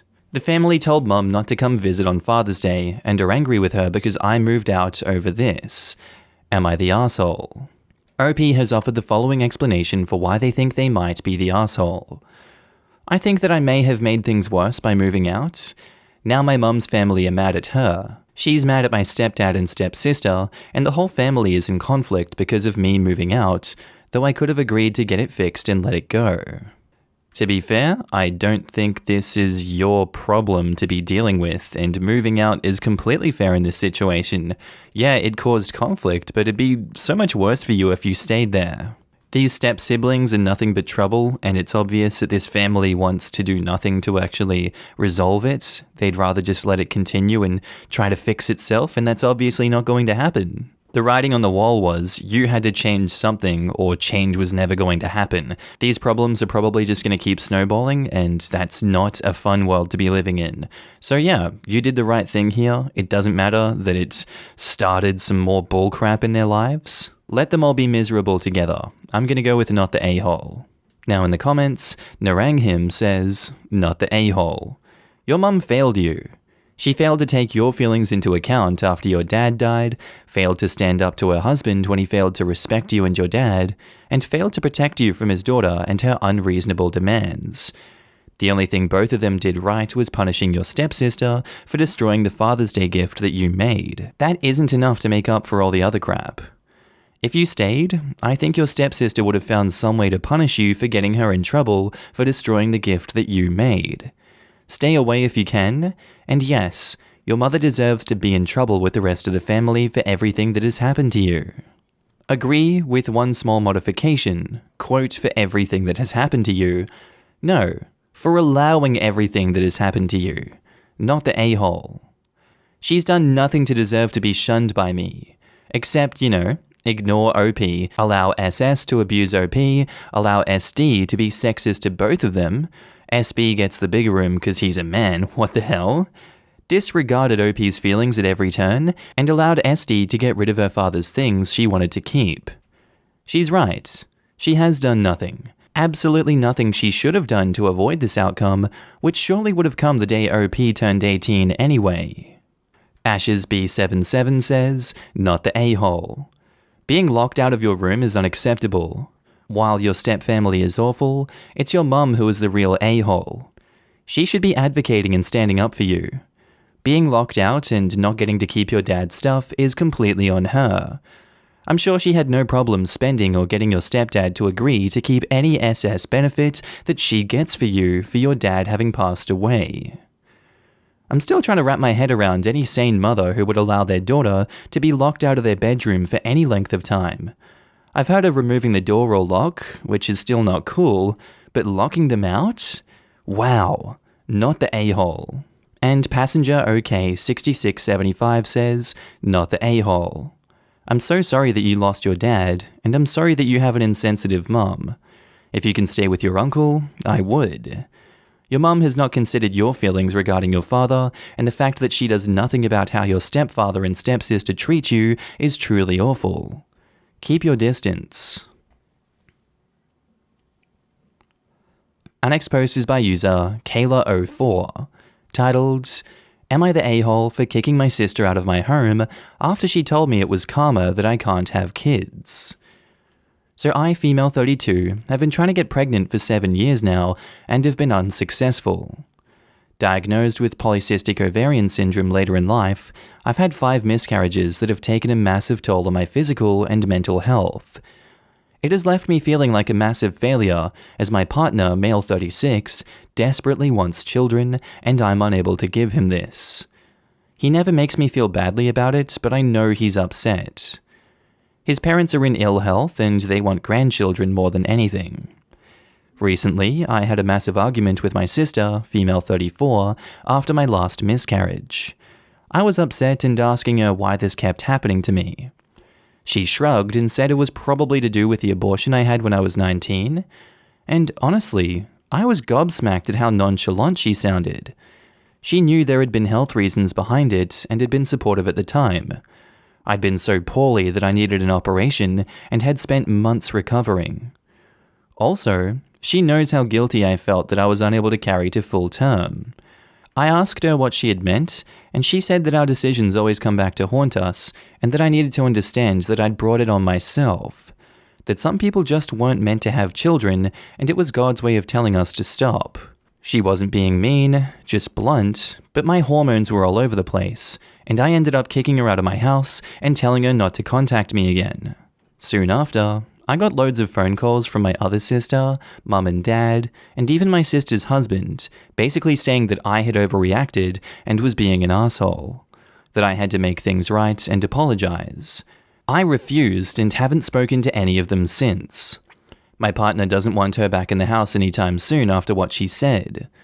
Am I the a-hole for agreeing with him over my family? That wasn't an overreaction. I think you reacted the right way in this situation. She obviously went and gave a biased account to everyone else to make you seem like the asshole in this situation, which you were not. I think that if you call everyone back and explain the situation, hopefully they can understand where you're coming from and where she's coming from, which is a place of very much negativity and bias and opinions that I don't agree with. You say she wasn't being mean, just blunt. No, she was being a blunt asshole. She was being mean by saying that. There's like the cold hard truth that you gotta tell some people in your life that's like, you know, it's gonna hurt your feelings, but this is what you need to hear. But as a third party looking in on this situation, that's absolutely not what you say, even in those situations. That's just cruel what she said to you. Jesus Christ. Not the a-hole OP. That would be grounds for me to just completely cut her out of my life for a good few years. Now in the comments, Evocative Enigma says, not the a-hole. You don't ever say something like that to someone. If she wasn't on the lease or paying rent at all, you have every right to kick her out. She's an adult. She can figure out her own living situation without having to room with people she thinks so lowly of. By the way, I am so sorry that you're having difficulties. I wish you all the best in the future for a large, happy family.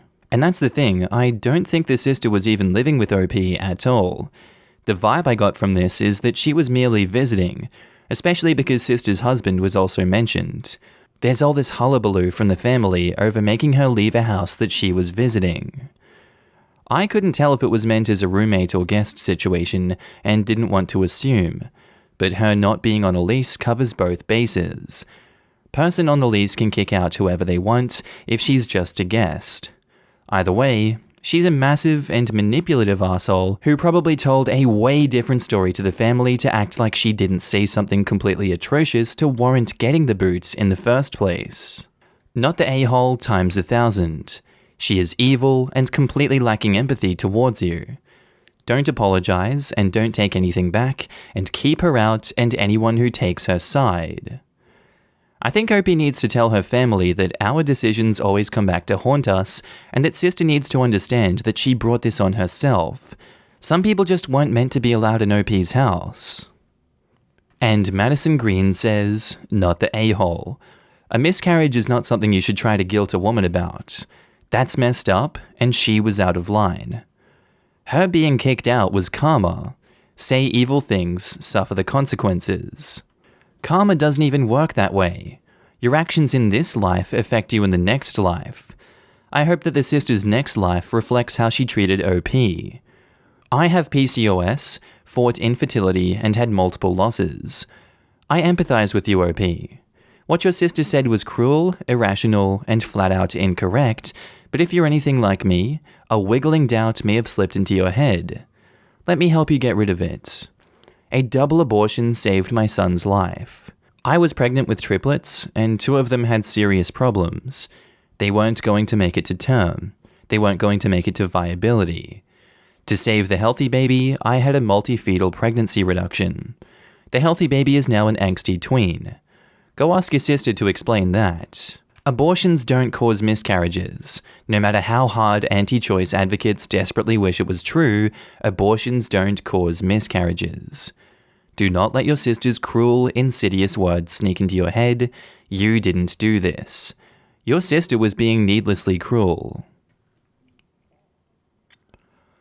Our next post is by user Throwaway AmITheA 700, titled, "Am I the asshole for getting pissed off that everyone else gets the food they want but me, and leaving because of it?" So I just got home from a hangout with a bunch of people. There's 10 of us. We each brought $25. We all knew what we would want and added all up for a tip for the delivery driver to pull together for food.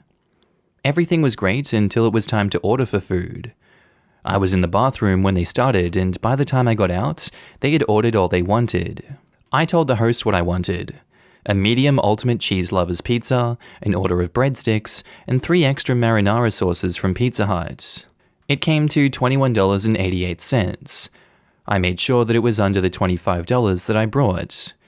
The host then looked at me and said we didn't have enough, and I would have to not get the breadsticks and extra sauce. When I asked why, as I was under what I brought, they informed me that John had added an extra dessert to his order last minute, and that had put him past his $25.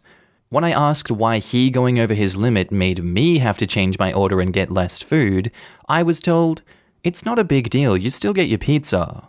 So, I didn't order any food and just took my $25 back and I left, which made them not have enough for a tip.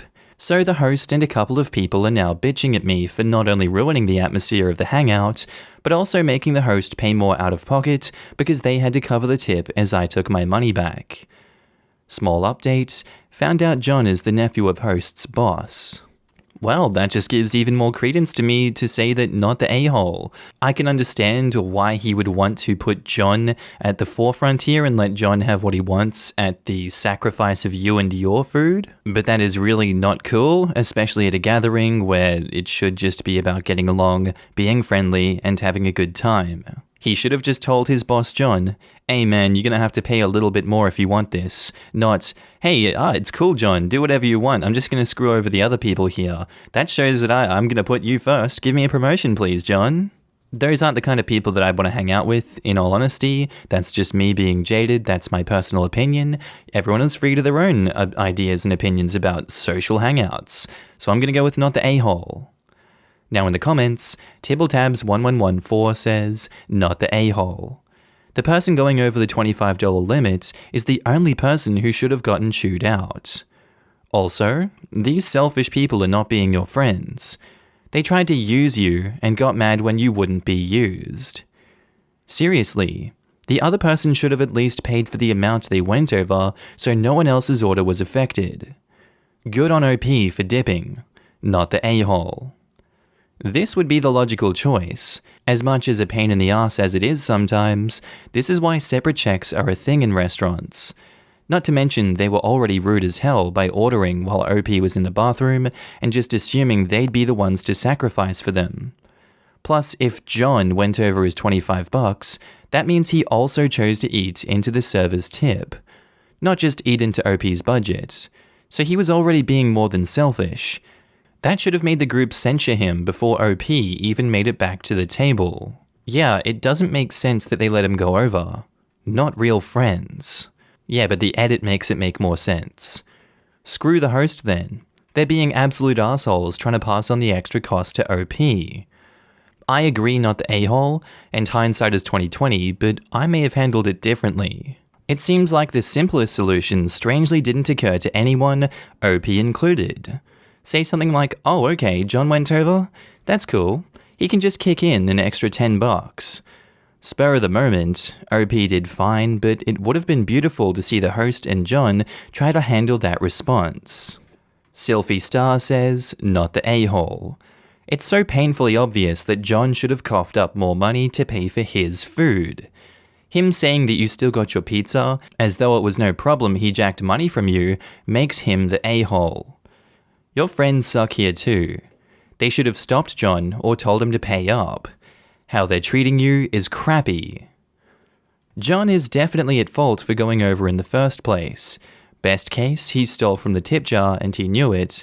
but it isn't clear that he knew the host decided to rob OP on his behalf. Edit. OP said he did know. This kind of thing is why I hate group food orders at work. There's always that one asshole, at least, who can't do the math that screws it up for the organizer, making them cover overage or a decent tip. It's not the poor driver's fault. They live on these tips and need them. But by not calculating something, they stick it to the person receiving the food to cover a decent tip in order to not look like an asshole. If you're a working adult, you should have a better understanding of the crappy side of the service industry and understand that $1 is not a good enough tip. Posted by user CSPHCT, titled, "Am I the a-hole for kicking my roommate's girlfriend's kid out of my bed?" I don't even care who sees. I came home from work tonight to find my roommate's girlfriend's kid in my bed. I don't care that he has guests over, but my number one rule is to respect my stuff and my space. There was another bed free in the kids' room, so I told her to go sleep in that one and give mine back. Roommate is pissed, saying that I should have slept in the kids' bed myself, and left a child to sleep. I told him he knew I was going to be back tonight and where my bed was. He shouldn't be putting his guests up in my space. So am I the a-hole? Edit. The kid didn't sneak into the wrong room or anything, they put her there on purpose. And edit 2, now that I'm more awake and less angry, her kid is 5, roommate and I share a kid, no romantic strings for over a decade, this is absolutely not the issue. I've never had issues with him bringing his girl around here until it started putting me out of my own space, and our son is 10. There's a kid's room with 3 beds, 2 free. Roommate's room is downstairs, my and kids' room are upstairs across the house right next to each other, so it wasn't so they could get a privacy to bang. I wasn't rude or mean to the kids. I just said, hey, go sleep in the kids' room. I don't think your mom knew that it was my bed. She did. This living arrangement is temporary, and trust me, I'm trying to move out ASAP. This market is not forgiving though. The fact that I was yelled at for wanting my own bed is purely what brought me here. Because roommate has zero awareness for when he's possibly in the wrong. So petty me would like to show him how 500 strangers disagree. Thank you. And edit 3, roommate and his girlfriend broke up.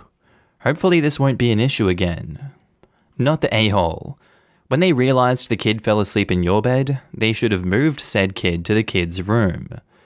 How little are they even watching the kid if they fell asleep and didn't know where? And OP replies, they put her in my bed on purpose. Not the a-hole, but why would they ever think that it's okay to put their kid to sleep in your bed? That's weird. I think it's worse than weird. How the hell can they know what has happened in OP's bed and the last time the sheets were cleaned?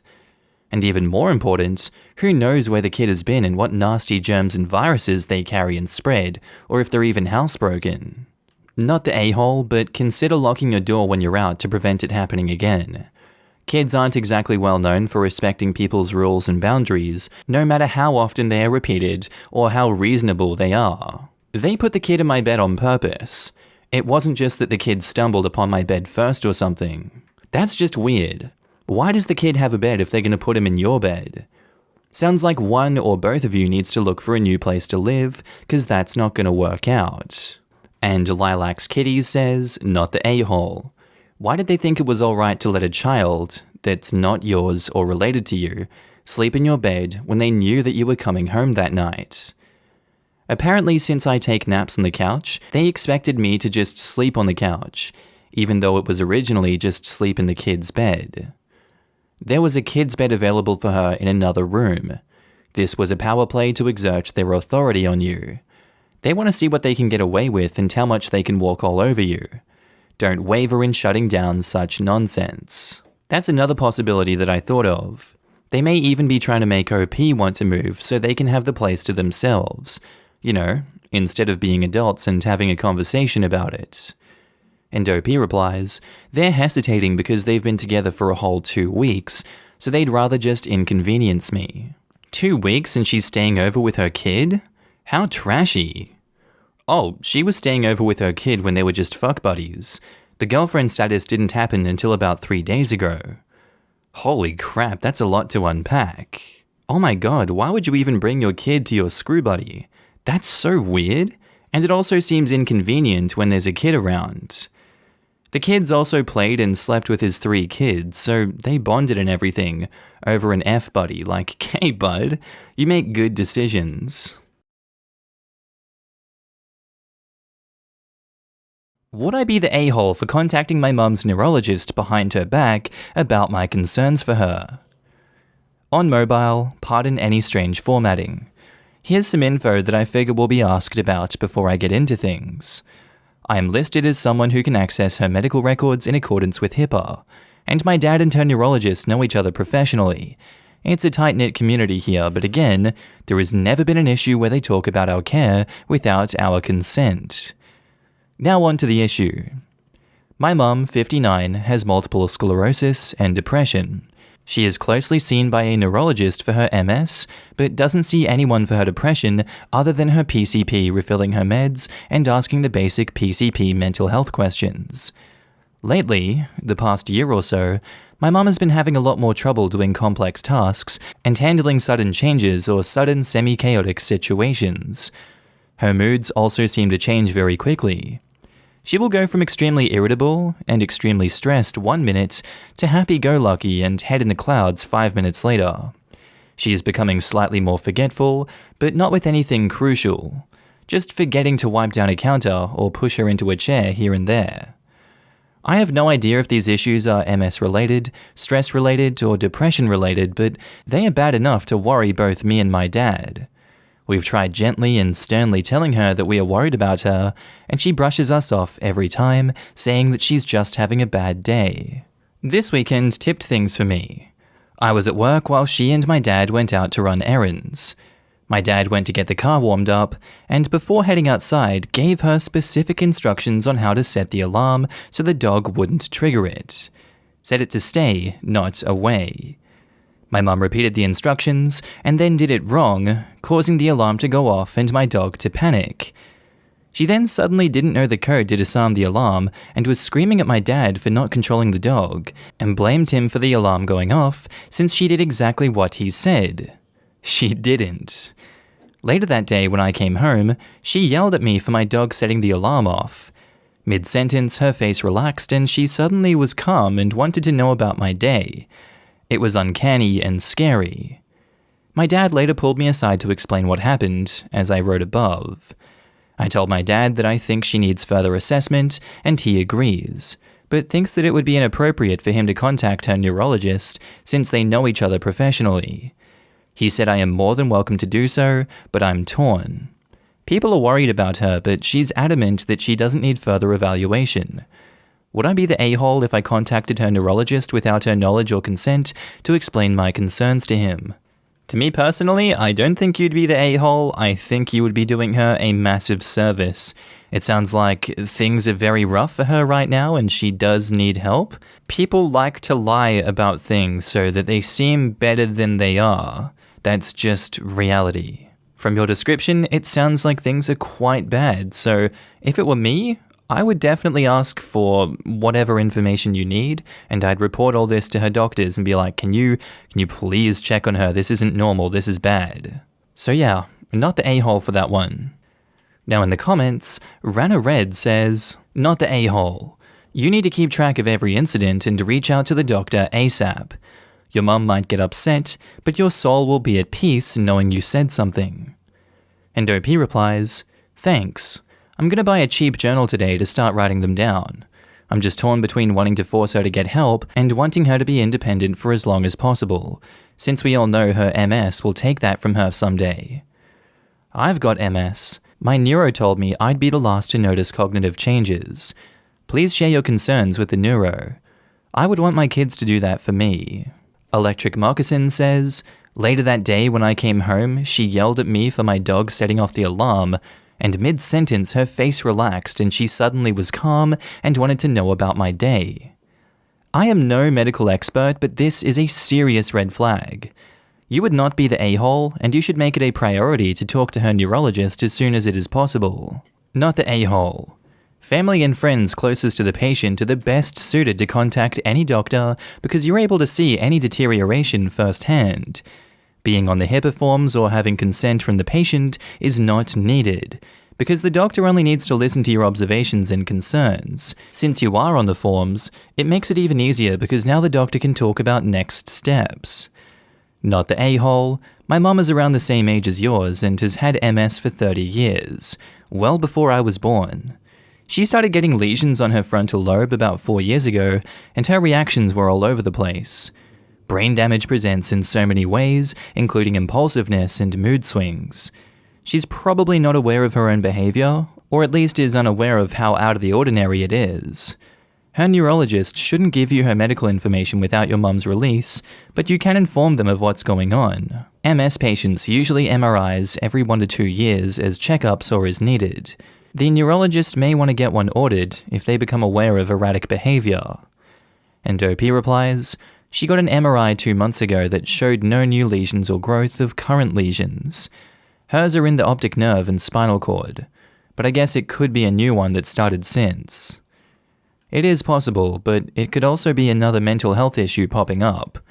Either way, you could alert the neurologist of what you've seen and at least know you've passed it to her care provider so they can see the whole picture. And not the a-hole. Doctors can't always intuitively know the best questions to ask or tests to give if they don't have good input about what their patient is going through on a daily basis. Like Dr. House always said, everybody lies. I've seen both my elderly sister and her husband prevaricate, aka lie, and obfuscate to their doctors.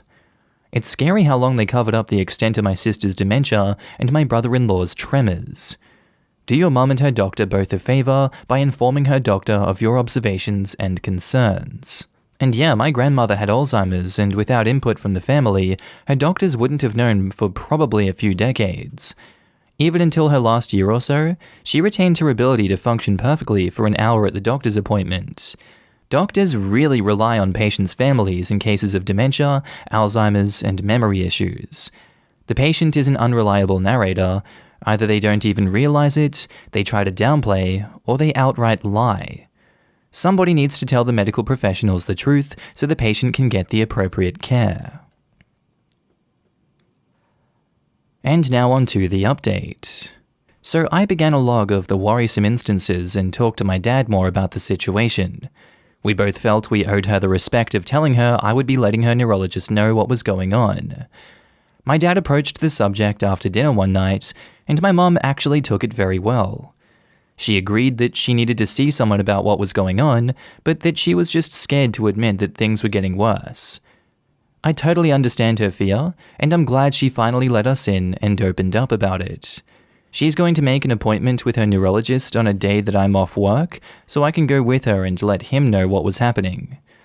She also agreed to start looking for a therapist and psychiatrist to help her deal with her depression and finding healthy coping mechanisms for her stress.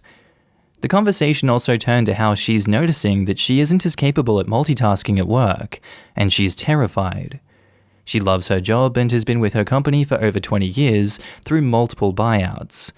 Once she sees her neurologist and gets into therapy, she's going to figure out what additional accommodations would help her be able to succeed best at work. The stress of work, or the thought of not being able to work, was really getting to her, and being able to finally tell us her fears and anxieties while we expressed ours brought all of us closer. Now in the comments, St. Alvis says, I love when updates just go tremendously well. It feels like you can feel the weight coming off of OP's shoulders. Rose Pink Camel asks, is it possible she may have had a small stroke but showed no or brief symptoms? I believe they're called TIAs. And OP replies, highly doubt it. My dad is a neurologist also and would have caught that. One of the things he specializes in is strokes, as well as MS. He's more concerned that her MS has progressed or she has new lesions in different areas. I was going to suggest that maybe it's a new lesion. My dad had MS and thankfully only in his latter years. It's horrible and scary, and I'm so sorry for you all. He was prescribed something for his MS and I can't remember what, but it also worked wonderfully for his depression. When he passed of prostate cancer, his carers came to his funeral and sobbed because he was their favorite patient. He was so sweet, he never complained, and whatever the hell drug he was on, it made him content. I hope there's something like that for your mom. And OP replies, she's on a med for her MS, but I can't remember the name. She used to be on the daily injection and switched to the daily pill as soon as it came on the market. She's also on Lexapro, but hasn't had anyone following her for it, but her PCP refilling it in decades, which is why I pushed for therapy for her. And Randstopoulos says, get her in quickly. I wish I'd seen your previous post. There's some very easily treatable causes of neurocognitive decline. Some as easy as taking a vitamin that can lead to irreversible damage if not acted on relatively quickly, which her doctor will be very aware of and go looking for if you tell him even the basics of her story. Don't freak out. She's stable, but don't delay. No need to wait for a neurologist either. Any family MD will know just what to do. Source, I'm a med student.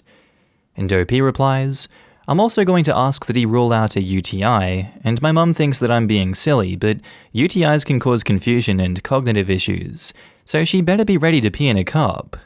Haha, yeah, that is true. They can cause delirium, but that's pretty unlikely without symptoms of a UTI, and even more unlikely to happen over the relatively long time course that you're talking about. In other words, a UTI severe enough to cause neurological symptoms would not be completely asymptomatic urologically, especially not if this has been going on for weeks. So unless your mom has had urinary symptoms, my guess is that your doctor will, appropriately, want to start elsewhere. Our next post is by user Illustrious-Complex6, titled, Am I the a-hole for donating to charity when someone told me they didn't want a gift? So around the holidays, my work does a Secret Santa, with very strict budgets. Around $20 or less, and no gag gifts. We continued that this year virtually, and everyone received a random person with a short list of ideas or hobbies. My person, Sam, ended up writing, do not get me anything, I don't believe in accumulating waste. Well, that stumped me, but after talking to some friends, I decided to donate to a local animal shelter in their name that I knew they had adopted their dog from. So I put together a nice card and included the thank you from the shelter as her gift. The gifts were then dropped off in the office for the people to pick up and take home for our virtual opening party. When it got to be Sam's turn, she opened her card and basically just huffed when she read what was included in the card and looked in the camera and reminded me that she didn't want anything. I apologized in front of the whole group, and our exchange continued very awkwardly, with everyone else in the office watching before continuing on. This morning I got an email from my manager. I shared them with Sam, informing me that Sam was asking HR to cancel Secret Santa in the future as people were not being respectful of others. Long story short, HR is looking into it and will determine if we need to cancel it for the future. A few of my coworkers are pissed off both at Sam and me, and they think Sam shouldn't have complained for a donation, but they think I should have respected her wishes more and are saying that it's my fault for this whole mess. Honestly, I know what Sam is doing isn't cool, but I can't help but feel extremely responsible.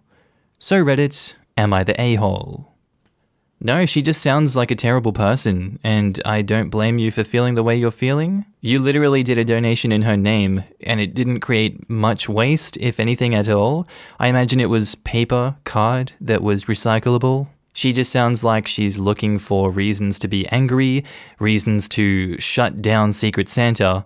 You gave her a non-reason to do that, and yet she still finds a way to shit on you for it.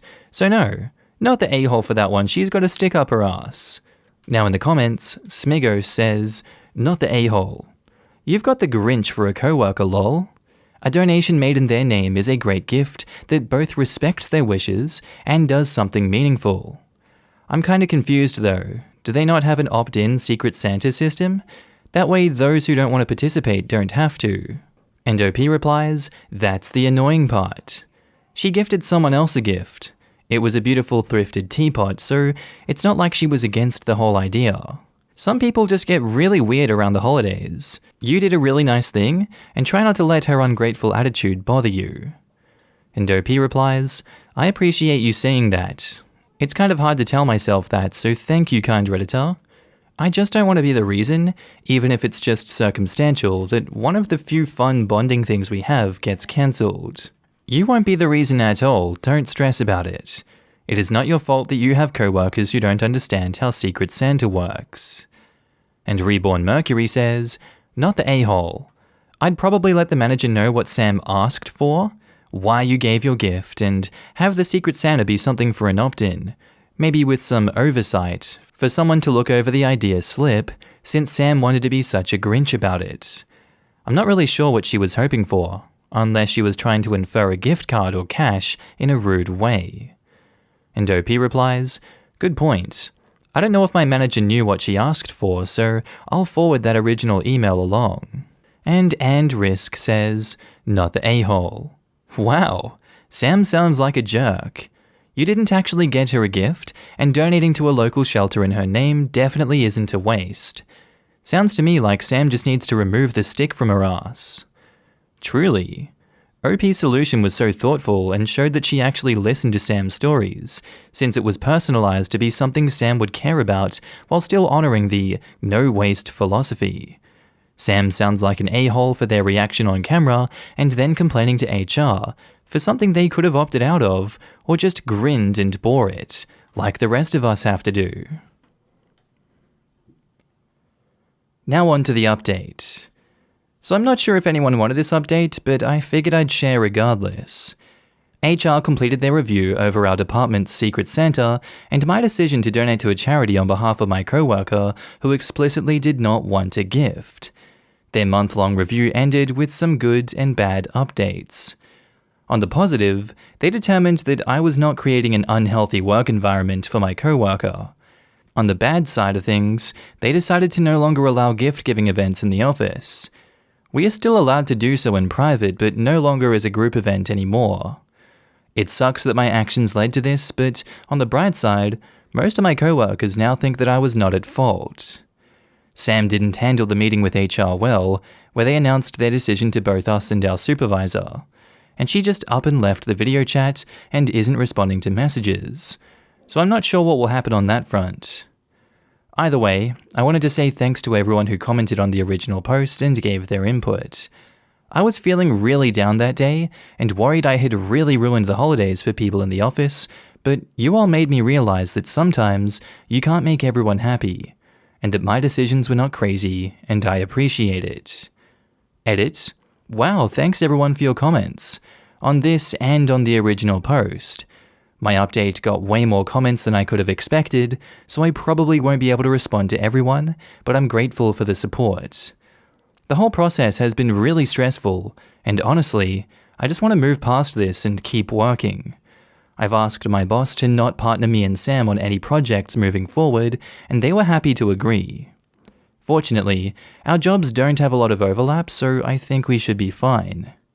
I honestly have no idea why Sam did what she did, and no one I've talked to in the office does either. I work in local government, and as a result our office doesn't have much bonding, so losing one of our few group events is a blow.